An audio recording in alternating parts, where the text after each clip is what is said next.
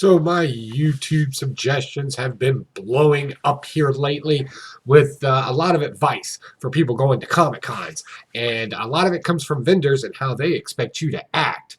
But nobody's talking about what the customer expects from the vendor. Remember, it's a conference, not a giant swap meet. Let's talk about it. And if this stings a little bit, I do apologize.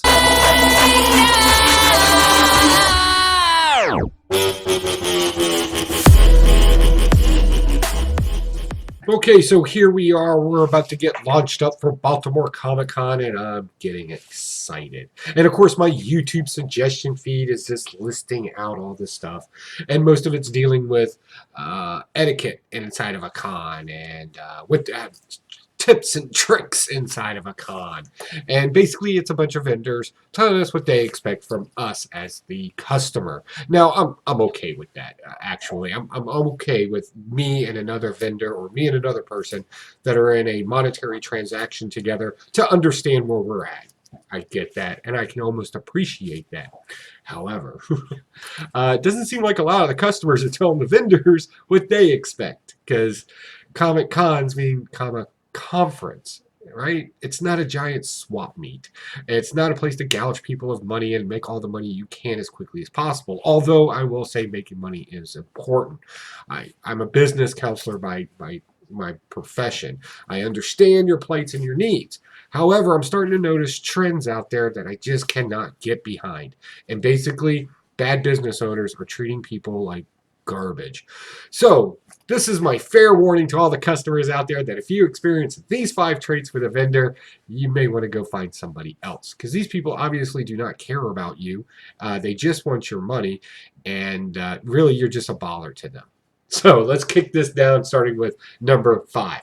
Well, things that I hate the most is when I stand up there and I'm pulling out comic books. I'm going through my little boxes. I'm looking at the walls. I'm breaking out my key collector app, and I'm looking things up. I'm spending time to learn about your product, and you're over there chit chatting with another vendor, and you haven't even looked at me.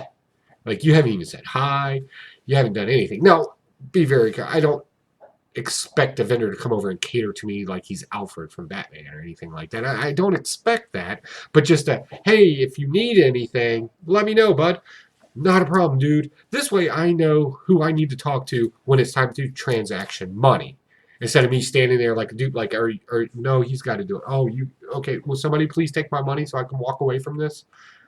You're wasting my time at that point. Comic Cons are packed with stuff to do, people to meet, panels, talk rooms. So just be a little courteous of people's time and let them know that, hey, I'm the guy that takes the money. If you have any questions or if you're looking for something in particular, please let me know. Make that a catchphrase, for God's sakes. That's the way that should kind of work.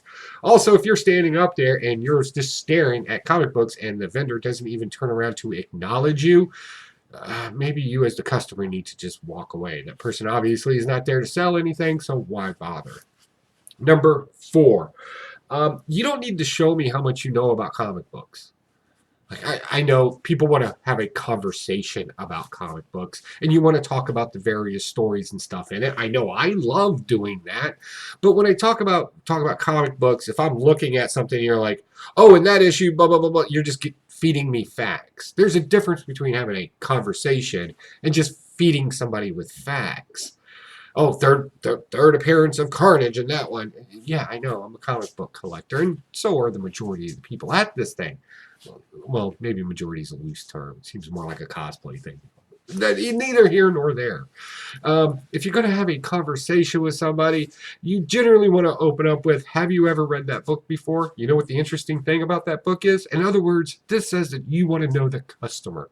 And then if he doesn't know, you can be like, oh, well, Carnage is hot right now. That's the third appearance of him. What? Yes, third appearance. Kind of a big deal book. It's a big boy book. Well, not really. Not if you're a Golden Age collector. But if you're a Carnage fan, it is. It's kind of a big deal book. Also, I don't need to know about all the ins and outs of the industry. As a buyer, I'm not sitting there trying to go through a college economics course in the secondary market of comic books. I know it's expensive for you to set up at a Comic Con. shit, right here in Virginia, it can cost you for one day, one table that's 8 foot long, it can cost you anywhere from $200 to $500, right? And you're like, oh, if I could just sell this $1,000 book, I'd make my nut, right? That's, I get it. I don't need to know about your plights. I don't need to know anything personal about you unless we're engaged in a conversation of information going back and forth. Does that make sense? All right, number 3. And this one is my biggest pet peeve. I've been caught on this before, and it's just absolutely ridiculous. Price your comic books and know the prices of your comic books. Please, I'm begging you. Generally, 2 scenarios get worked out this way. I have to ask you every single time, right? Because I'm on a budget, right? Now, I bring a lot of cash with me, and I have a reserve card with me because I like my big boy books. You can go check my haul videos from C2E2, Baltimore Comic Con, the Richmond Comic Con. You know I like those bigger value books. So I'm bringing straight cash with me. And what makes me the most angry, I still budget myself, but I'm going through your long boxes and there's no way to identify the pricing of this thing. Now, I shouldn't just criticize, you should give helpful tips, right? So let's say you don't want to go through and have to put an actual price on every single comic book. That could be just painstakingly long periods of time, especially if you're running a booth by yourself. I get it. So just use a color code system. All the boxes, 3 or 4 boxes, put a blue sticker on the back of them, on the front of it, say this box $5, a dollar box, or whatever the case may be. You see good vendors do this. Instead of putting actual prices on it, they just color code everything so they can get their transactions done faster.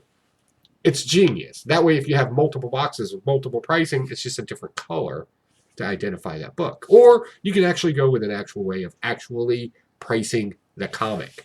That could take time. I get it. Not everybody has that kind of time. But those are really 2 options. Because here's what happens when you don't. I'm going to stop you every 5 minutes and ask you the price of this one. Ask you the price of this one. Ask you the price of this one. Ask you the price of this one. And we'll put that one back because it's too expensive. And I'm going to keep going and keep going and keep going. I'm taking you away from customers at that point. Because I'm going to find out if they're books that I want, especially if they're in good condition. Right? Or the other thing's going to happen. Oh, okay. Maybe they're all the same price. Maybe they're not. I'm going to just pull out the best books in here. I walk up to you with a stack like that. I set them in front of you. And you start looking up each and individual book on whatever app you're using at that time. And you're pricing them individually on the spot. And you go over my budget. Oh, okay. Well, it's not that big of a deal. I'll go get them someplace else. See, you ate a lot of my time to look everything up. I got cash right there. I'm ready to roll. The easier you make the transaction between 2 people, generally the happier the customer is. Right? I mean, we can agree to that.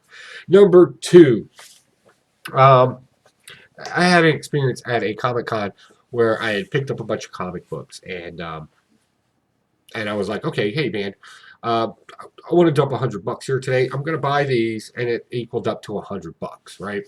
And I was like, and it's Sunday, so of course you try to haggle a little bit. And I'm like, hey, can we do something on the price here so I can pick up a couple more things? And the guy was like, no, what do you think I am? You think I'm an unprofessional businessman? I was like, first off, no, I don't think that at all. I was just trying to work if there was some kind of deal we could work here. Now, look, I'm not expecting a $150 comic book at $10 or anything like this. But this also is a good sales technique if you price your comic books. If you price your comic books out, and let's just use $100 as a round number, and you're like, hey, if you want, $100 club, just call, hey man, you're part of the $100 club now. That's 10% off. If there's a couple other comic books you're looking to get, now would probably be the time to get them. You got a $10 credit from me. So now you moved, and of course, give them the section they got to look in, the dollar bid or whatever the case may be at that point. You're not losing money in this situation. You're giving them a second chance to go back in comic books they were already looking at. They're kind of starting to formulate, okay, oh, that's really great for one thing. And then chances are, if it's on the first day, they're going to come back to you the second day and buy more because you're the guy. You're the guy that's willing to haggle and work a deal. Two, and probably the biggest benefit of this same scenario, is they're going to talk about you in a positive way. They'll be like, hey, yeah, this guy's got this $100 club over here. Like, I spend $100 there, he'll give you, $10. Really, you just right, and then you go through the dollar bin or the 25-cent bin or whatever the case may be, and you can pull out some comic books there. Tell me more people wouldn't come over and drop money with you. Now, instead of trying to pinpoint every last little single sale at its maximum, you're now operating off of volume at that point. That's a huge deal, right? Especially if somebody gets done with the transaction and you hand them a card and say, hey, tell your friends this is what we're doing. We need some more members in the 100 Club. Why don't they do that? Why aren't vendors more personable with people like that? That would be huge. All right, so the big one, the big countdown for number one. Comic-Con means convention. It's not a swap meet where you can gouge people. All right. And I'll be honest, and we've all seen it.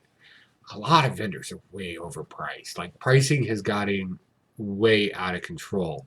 I went to one Comic Con and the guy literally had 4 long boxes, and it literally said in the front little panel there, it said all comic books in this one are $100 each. I was like, first off, that's putting that much money out there in the open like that. You're just begging to get robbed for one thing, and two, that shouldn't even be a thing. It really shouldn't be. Um, Nobody's dumping that much money that quickly, right? Not even me. And I'm not saying I bring the most money into a Comic Con or anything, but I've been known to spend some money at a Comic Con. And I've been known to haggle and work deals and whatever I got to do. I don't want to feel like I'm constantly being price gouged. No, I get it, and I'll be the first one to agree with you again. Comic Cons are expensive to get into. I go back to my original statement about here in Virginia, where a table can cost you anywhere from $200 to $500, $600, depending on the con that you're going to. And that can be a very stressful time as a business owner, trying to get to zero so you can make a profit. I get it.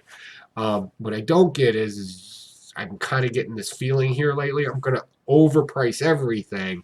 So I meet my bottom end as quickly as possible with 1 or 2 customers. That's no.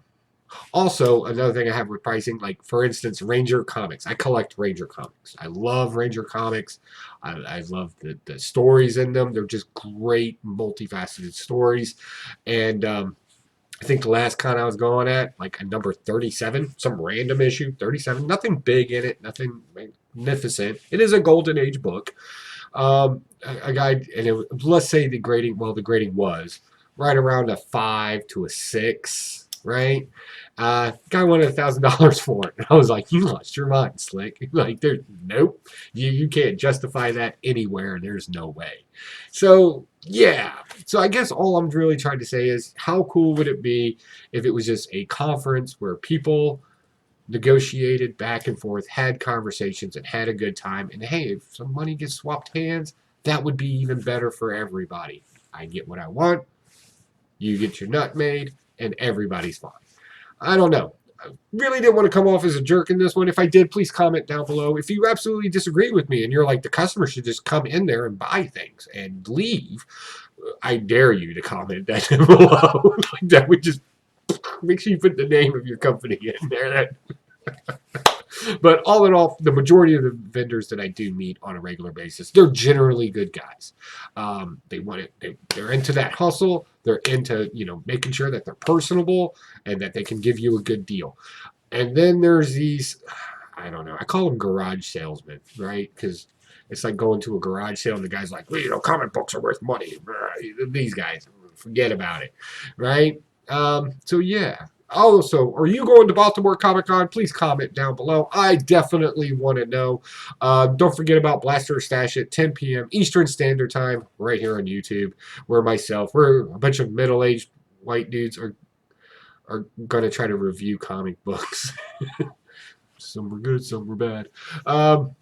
So all in all, I think that's about all I got. I mean, we're legitimately coming down to the final countdown to Baltimore Comic Con. I'm super excited. I can't wait to meet all the fellas over from Comic Core and all the viewers. I've had some viewers hit me up on Instagram. That's really cool. I look forward to meeting you. We're gonna have some meetups, so definitely let us know. All right, guys. I don't have anything else. I'm out of here. I got to make another video about my comic hauls because I don't want this up by itself for too long. Because then no vendors at Baltimore Comic Con will sell me a comic book. All right, guys. Take it easy. Bye.